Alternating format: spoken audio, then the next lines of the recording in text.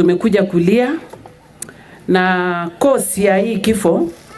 CEO wetu ametuongelesha na amesema tuko na sheria katika nchi yetu.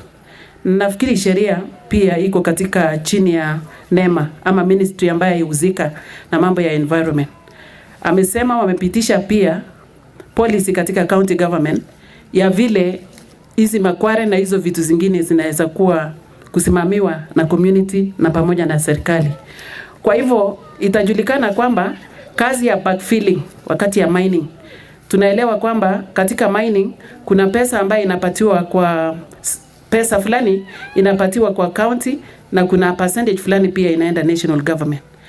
Na ninataka kuunga mkono Madam CEO wa disaster kusema watarudi tena kuhakikisha kwamba management ya mahali vitu zimechimbwa, mining zimefanywa, inakuwa ni ya management ya nani, backfilling ni kazi ya nani, na kama ni kazi ya mtu fulani ama ni kazi ya community ama ni kazi ya wenye wanasimamia, itafanywa kwa njia ya namna gani. Kinyai Primary School, hili janga limetugusa sana.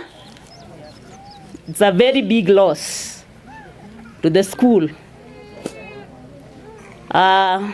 Kwa hivyo tunashukuru sana wakati tunaona mmefika kwa wingi kutushikilia sisi tuliopo hapa, hata kama sisi si wazazi wa shule hii yetu ya Mukinyai, lakini sisi ni wazazi katika shule ambazo tuko. Na ningeomba jambo moja kwa wazazi, tuweze kuwa waangalifu sana kwa hivyo vipawa vya watoto ambao Mungu alitupatia. Tuweze kuwachunga.